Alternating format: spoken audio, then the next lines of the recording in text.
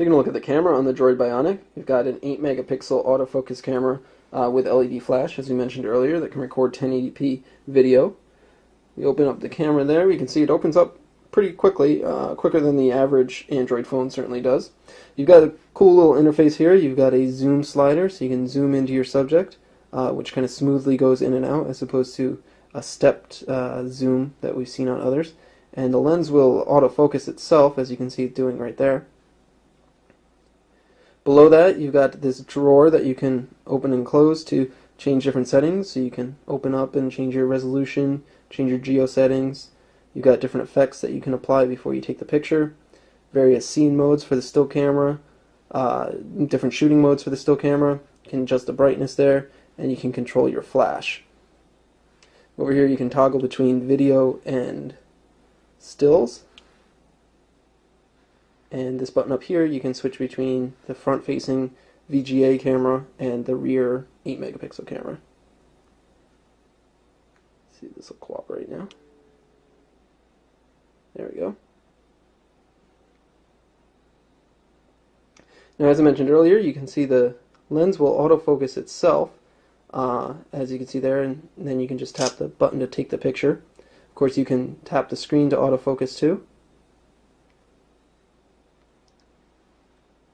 And you can move the focus point around.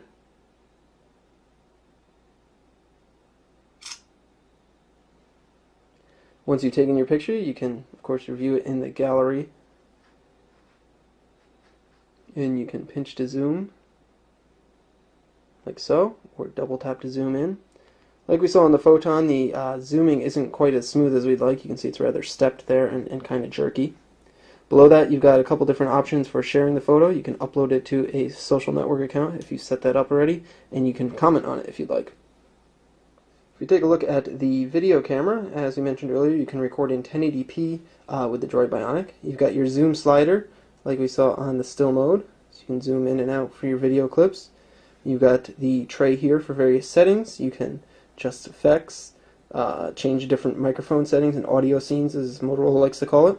Video modes there, brightness, and you can toggle the flash to the LED flash to be a video light on and off. Now the video will autofocus before you record. You can see it will actually refocus itself, and again.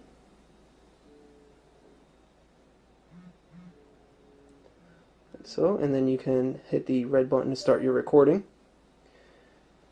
And then it will refocus while you're recording, which is pretty cool, like so, and you can actually zoom while you're recording too. And then down here you've got a mute button, so you can mute your video, and it will still record. Then once your video is already recorded, you can play back.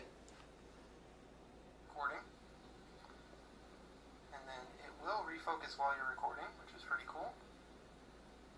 And you can actually zoom while you're recording too. And down here you've got a mute button. There you go. So there you have it. That's the Motorola Droid Bionic for Verizon Wireless. Just as a quick recap, this is the first 4G LTE phone from Motorola. It is also the thinnest 4G LTE phone to be released by Verizon Wireless to date, and it's also got the largest battery at 1735 milliamp hours. It's a 4.3-inch display, QHD resolution, so it's 540 by 960 pixels. You've got a 10.99 millimeter frame, 8 megapixel camera with autofocus, LED flash, and 1080p video recording. It runs Android 2.3.5 Gingerbread, and it's got Motorola's custom interface on top of that. And it also includes a front-facing VGA camera right there. Verizon Wireless is going to be selling this for about $299.99 on contract. And it also offers a suite of options for the Motorola lap dock accessories to connect it to a TV or turn it into a mobile laptop. But there you have it. It's Motorola Droid Bionic for Verizon Wireless. This is Dan Seifert from MobileBurn.com. Thanks, guys.